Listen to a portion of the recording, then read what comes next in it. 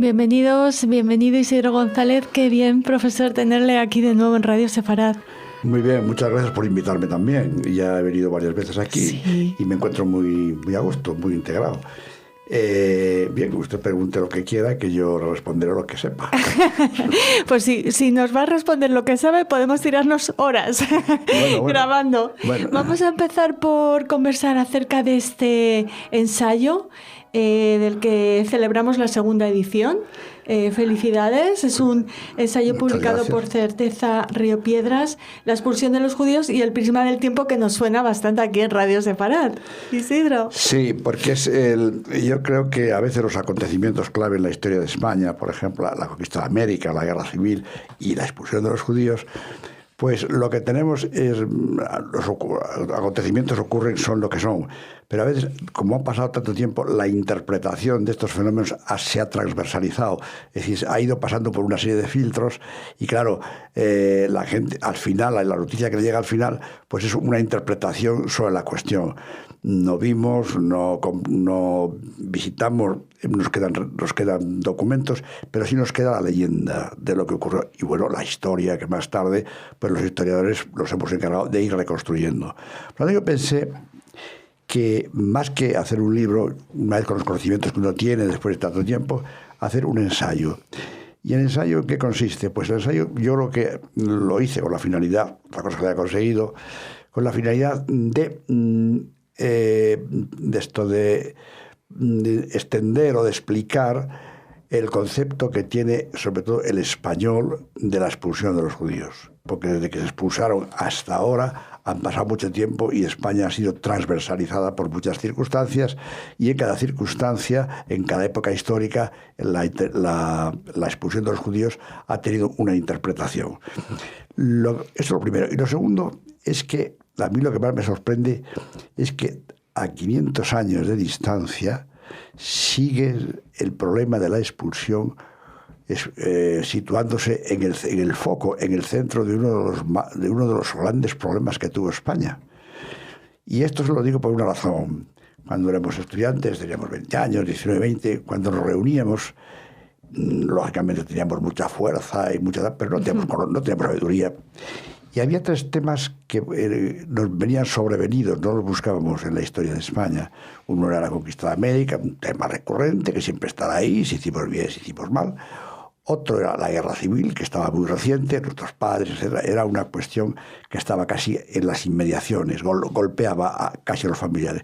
Y otro, la expulsión de los judíos, tema clave.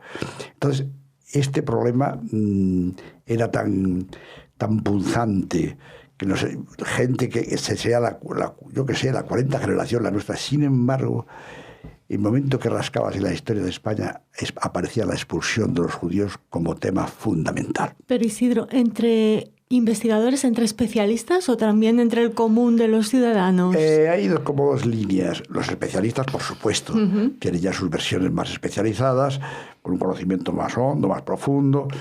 Y la gente que aunque no lo tenga, pero sin embargo le suena esto, le suena. Es un tema que no solo es de los especialistas. Lógicamente los que no son especialistas tienen unos conceptos más superficiales, pero en la historia de España la expulsión de los judíos siempre está presente. Es curioso porque cuando la gente habla sobre los judíos y la expulsión de los judíos, si le preguntas a alguien, dice, ¿usted a cuántos se conoce o ha conocido? Dice, a ninguno. Entonces usted, ¿por qué habla de esta manera, para bien o para mal? Los tópicos. Sí. Está hecha por tópicos. Entonces la misión del historiador es deshacer los tópicos y bajar al fondo de los hechos. Y esto requiere un proceso de investigación, pues claro, ¿qué es lo que hay que hacer? Quiero terminar esta parte con hablando de que la leyenda negra en España la expulsión de los judíos forma parte de la leyenda negra, así como la conquista de América, pero la expulsión de los judíos también forma parte. Y hay gente, incluso investigadores, que dicen que se ha expulsado, si España los expulsa, también los echaron de muchos sitios. Algo pasará cuando los expulsan. Lo que pasa es que no cuentan que el caso español es distinto, porque a raíz de la expulsión, apenas unos años, se les vuelve a llamar otra vez, cosa que porque había una...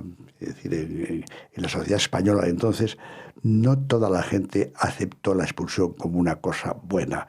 Hubo una corriente de intelectuales, incluso de clérigos, el padre Mariana, y los arbitristas, que eran los analistas económicos, que pensaron que la expulsión había sido dañina no solo para la economía, sino para los intelectuales, una clase media que desapareció, hasta el punto de que ya en tiempo de Carlos V no, porque Carlos V fueron los banqueros alemanes, pero ya a partir de Felipe II se vuelve a llamar los judíos, pero bajo otros esquemas que veremos ahora. Y que podemos ver, por supuesto, en la expulsión de los judíos y el prisma del tiempo. Isidro, un libro que también parte de ese programa que tuviste la amabilidad de realizar aquí en Radio Sefarad, donde repasábamos pues esta cuestión que sigue, como nos dices, presente en la historia de España. Pero situémonos en el pasado, no tanto.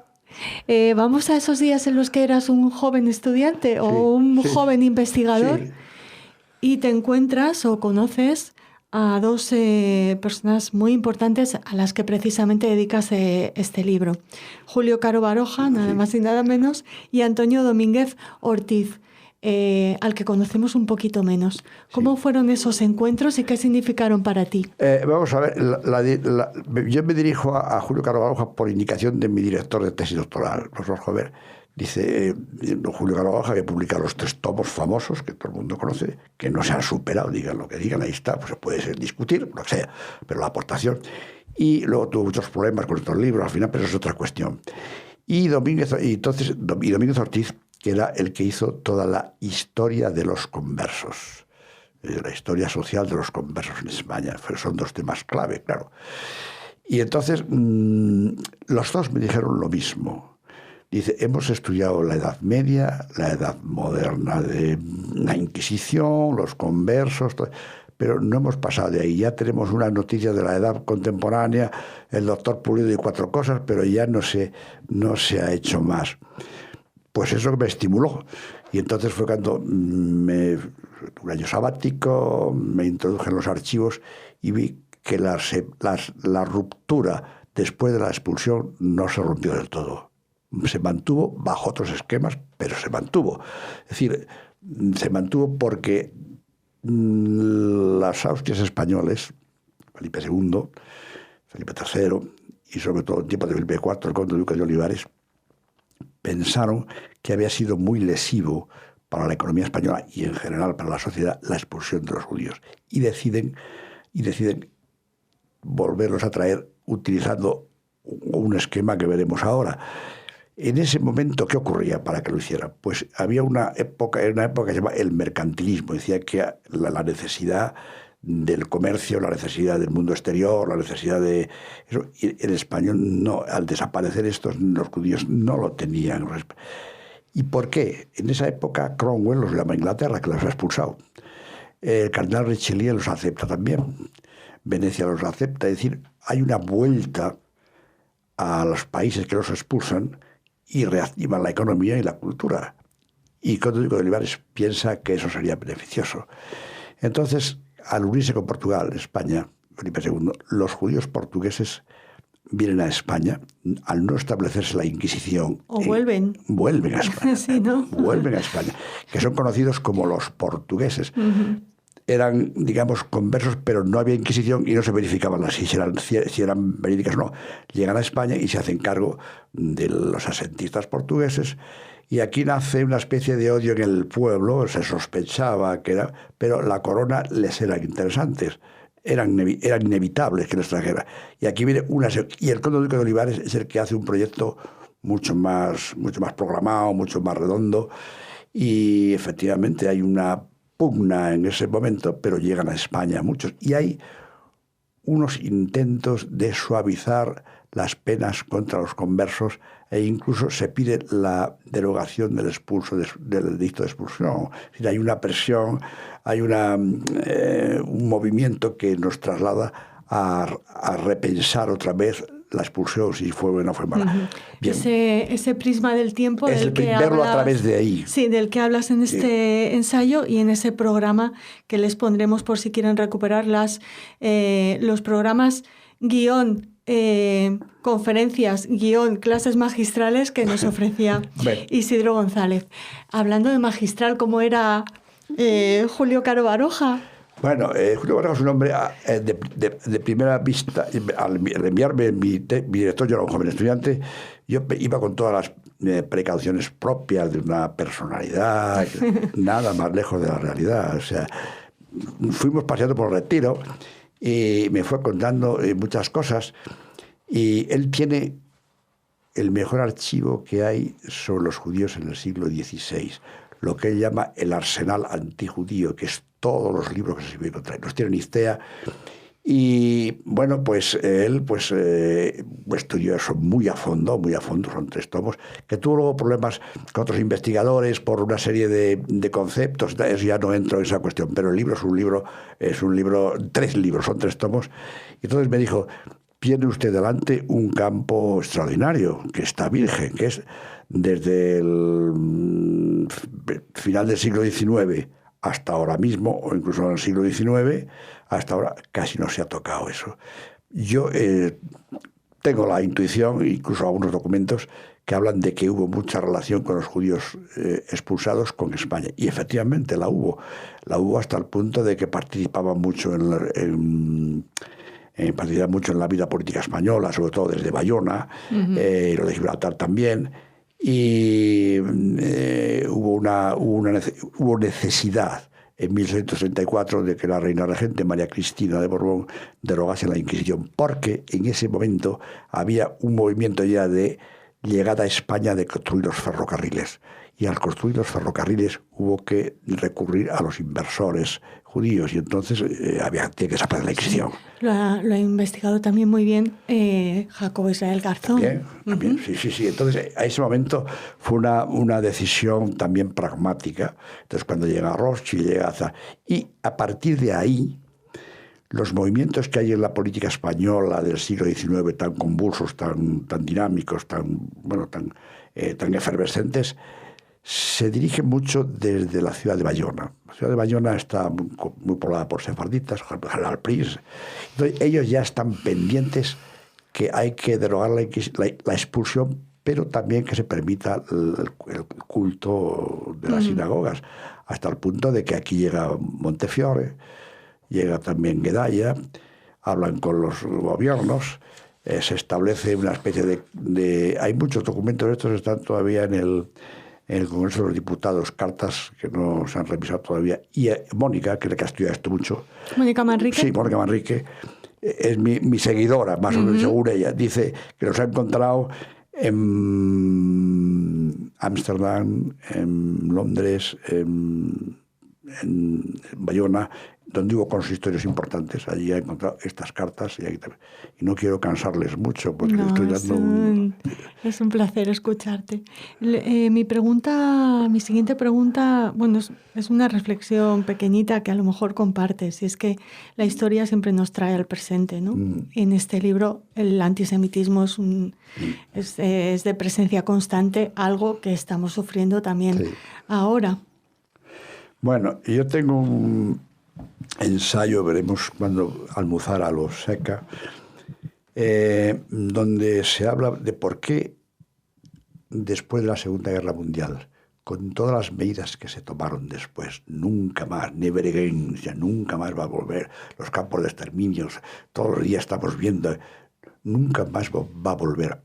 Pues a pesar de todo, el antisemitismo existe. Yo creo que nunca desapareció del todo. Entonces, ¿por qué esto ahora? Y es que es una crisis que sufre Europa. Europa está sufriendo una gran crisis.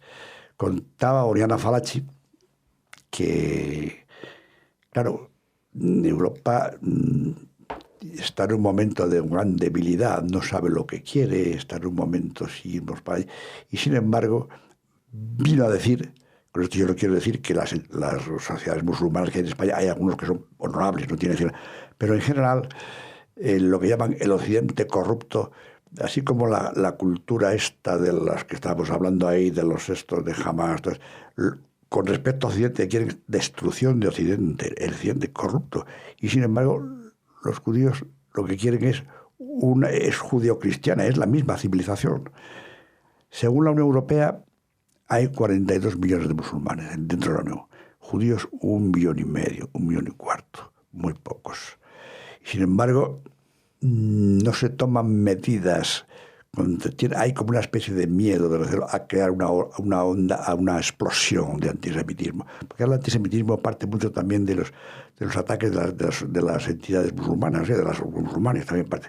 Y Europa no se atreve a tomarlo bien por miedo. Por ejemplo, me contaba un amigo que vive en Alemania que la lista de Schindler no se puede explicar en muchos colegios alemanes porque hay miedo, quiere decir que Europa no se atreve a tomar una decisión, pero el problema existe. La realidad no cambia porque la neguemos, existe ahí.